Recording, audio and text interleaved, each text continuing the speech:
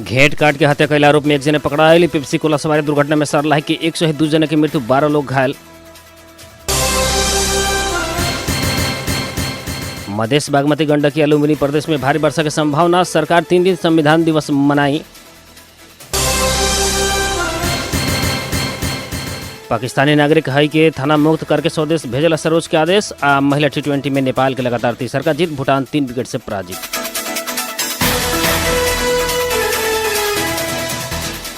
नमस्कार। 12 जिला के सिमरौनगढ़ में रहल रेडियो बादल 89 मेगाहर्ट्ज तथा इंटरनेट ऑनलाइन के www.radiobadal.com हमर पात्रों साथ नेपाली पात्रों ऐसे ही सर्लाही जिला के गोड़िता में रहल धड़कन FM 91.8 मेगाहर्ट्ज तथा इंटरनेट ऑनलाइन के www.धड़कनfm.com हमर पात्रों साथ नेपाली पात्रों में एक साथ प्रसारण हो रहल बादल खबर में स्वागत करता हम नूर आलम बादशाह। अब खबर विस्तार में।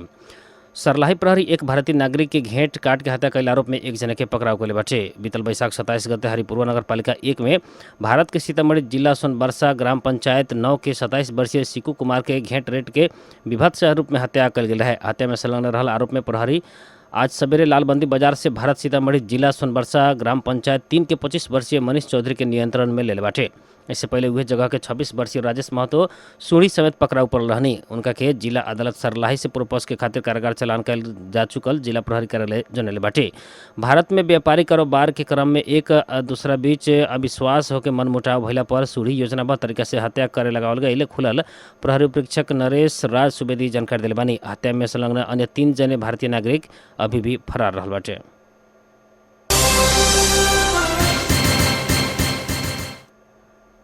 काठमांडू के पेप्सी कोला में भयल सवारी दुर्घटना में पड़ के 2 जने की मृत्यु भइल बाटे। मृत्यु होखला में सशस्त्र प्रहरी बल सीना मंगल में कार्यरत सशस्त्र प्रहरी जवान उषा थापा आ सरलाही घर बैल काठमांडू में रहत आइल राज भट्टाई रहल बानी।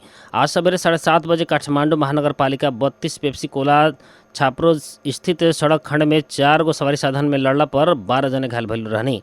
जौना मध्य 2 जने के इलाज के क्रम में मृत्यु भइल जिला प्रहरी के परिसर काठमांडू जनैले बाटे। जड़ी बूटी से पेप्सी कोला तरफ जा रहल क्षेत्रीय उपत्यका बस व्यवसायी संघ के बाद 3 ख 48 नंबर के बस आ विपरीत दिशा से आ रहल बा 6 53 42 नंबर के बोलेरो गाड़ी आज सवेरे आपस में लड़ला पर उक्त दुर्घटना भइल रहे।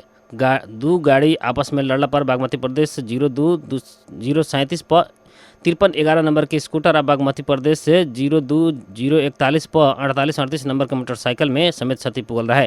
दुर्घटना में संलग्न बस चालक रामेछाप के 24 वर्षीय जनक राउत के प्रहरी नियंत्रण में ले बाटे। सरलाही के 4 स्थानीय तह आर्थिक वर्ष 2080-81 के बजट अभी भी सार्वजनिक कर सकल नइखे। जिला के 20 गो स्थानीय तह मध्य हरिपुरवा हरिवन नगर पालिका तथा चंद्रनगर और बसवरिया गाँव पालिका बजट लिया सकल नइखे। उक्त स्थानीय तह में जनप्रतिनिधि बीच के आपसी द्वंद्व के कारण नया बजट आवे न सकल बाटे। स्थानीय सरकार संचालन 2074 अनुसार पालिका के हरेक वर्ष आषाढ़ 10 गते भीतर आर्थिक वर्ष के राजस्व व्यय के अनुमान गाँव आ नगर सभा में पेश करे की व्यवस्था कल गई बाटे। हरिपुरवा नगर पालिका में तालाबंदी रहला के कारण बजट लियावे न सकल गई नगर प्रमुख विनोद शाह जानकारी दिले बानी। चंद्रनगर आ बसवरिया गाँव पालिका में बहुमत कार्यपालिका सदस्य आंदोलन में रहला के कारण बजट आवे न सकल बात। हरिवन नगर पालिका में भी आपसी सहमति जुटे न सकला पर नया बजट सार्वजनिक न भइल बताल गइल बाटे। जिला के बाकी अन्य नगर पालिका गाँव पालिका चालू आर्थिक वर्ष के बजट लिया चुकल बाटे।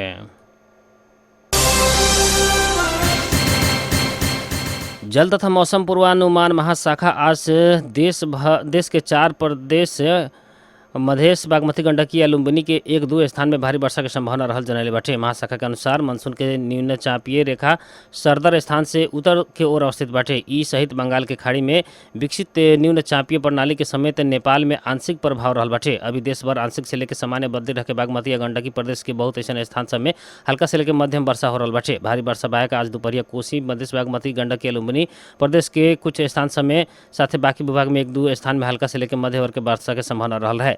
रात देश भर अधिकांश से आंशिक से लेकर सामान्य बदली रह के कोसी लुम्बिनी या सुदूर पश्चिम के प्रदेश के बहुत स्थान सब में लगायत के बाकी विभाग के 1-2 स्थान सब में हल्का वर्षा के संभावना रहल महाशाखा जनैल बाटे। वर्षा के कारण नदी के जल स्तर बढ़े के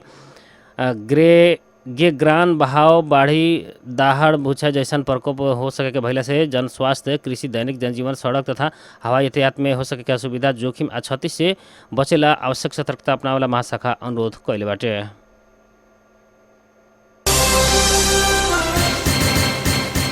सरलाही प्रहरी भारत से लुका छुपा के तस्करी करके लियावल गई 3 गो ट्रक सामग्री सरलाही के हरिवंश से बरामद कले बाटे। भारत से अवैध रूप में किराना दुकान के सामान लियावल सूचना मिलल प्रहरी हरवन बाजार से ना 5 ख 71 83 ना 5 ख 108 आ प्रदेश 203001 ख 7366 नंबर के 3 गो ट्रक नियंत्रण में लेले बाटे। ट्रक में लोड करके लियावल गईल दाल, चीनी, खाए वाला तेल, मैदा, काजू, किशमिश लगात के किराना दुकान में प्रयोग रखे वाला सामान सब बरामद कर गई। प्रमुख प्रहरी उपरीक्षक नरेश राज सुवेदी जानकारी दिले बानी।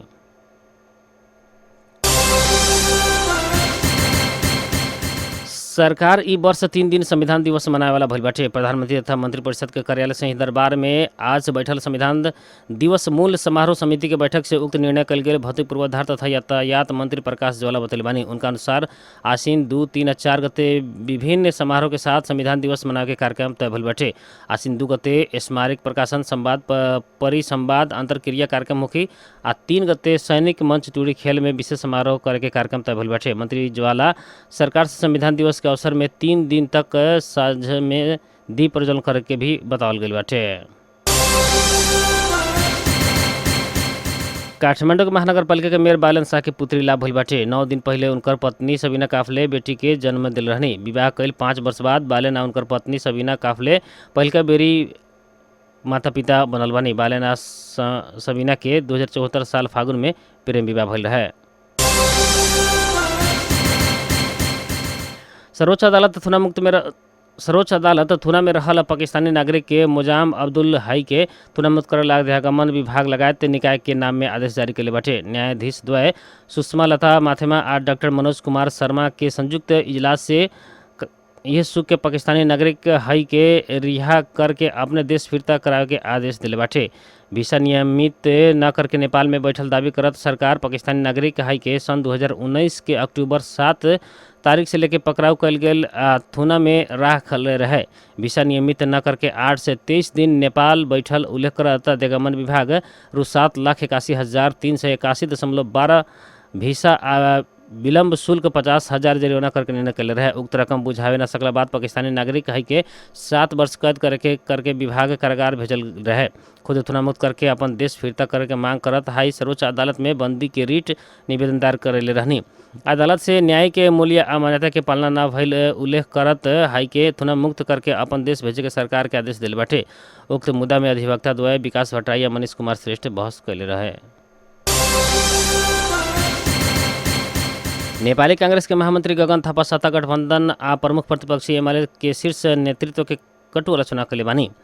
भ्रष्टाचार के विषय में 2-4 जन नेता बंद कोठा में सहमति करे के आ बाहर हंसत निकले के दृश्य से मुल्क के मजाक कर रहल थापा बतैनी। वहाँ के दृश्य अशोभनीय, अस्वाभाविक आ उदेक के लागल जैसन भइल टिप्पणी कनी। ऐसे मुल्क के जनता के अहित सिवाय कुछ भी न करे के वहाँ के दावी कैनी।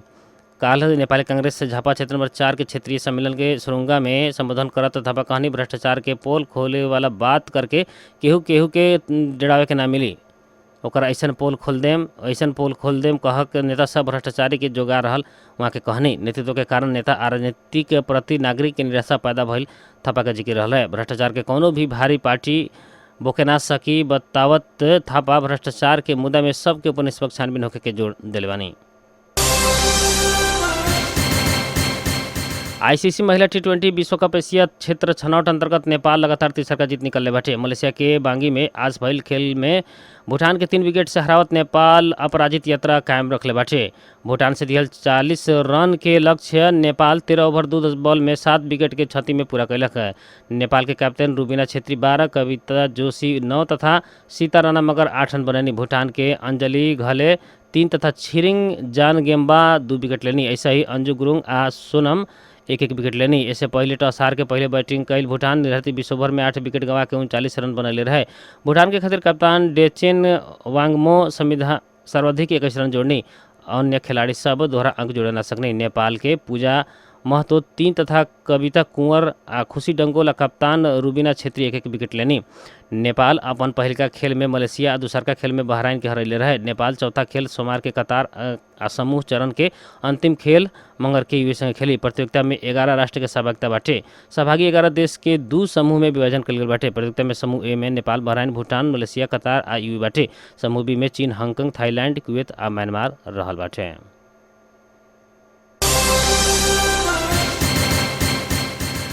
बादल खबर में मौसम संबंधी जानकारी रेडियो बादल नवासी मेगाहर्ट्ज द्वारा मापन कयल गेल अनुसार सिमरौनगढ़ लगायत आसपास के क्षेत्र के अभी के न्यूनतम तापक्रम 30 डिग्री सेल्सियस रहल बा। ऐसे ही आज सवेरे 32, दोपहरिया 35 डिग्री सेल्सियस रहल है। आज रात में 28 डिग्री सेल्सियस तापक्रम रह अनुमान कयल गेल बा। ऐसे आज सवेरे 5:45 में बेर उगल है तो सजिया 6:24 में बेर डूबल बा।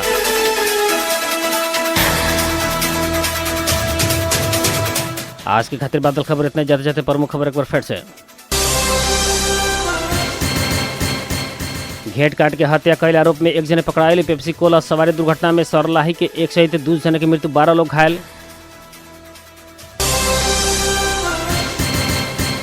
मधेश बागमती गंडकी और लुम्बिनी प्रदेश में भारी वर्षा की संभावना। सरकार 3 दिन संविधान दिवस मनाई।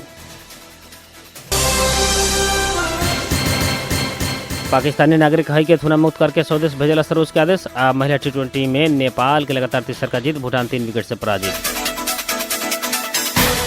बारा जिला के सिमरौनगढ़ में रहल रेडियो बादल 89 मेगाहर्ट्ज तथा इंटरनेट ऑनलाइन के www.radioBadal.com से सरलाही जिला के गोड़िया में रहल धड़कन FM 91.8 मेगाहर्ट्ज तथा इंटरनेट ऑनलाइन के www.धड़कनfm.com हमरो पात्रों साथ नेपाली पात्रों में एक साथ प्रसारण हो रहल।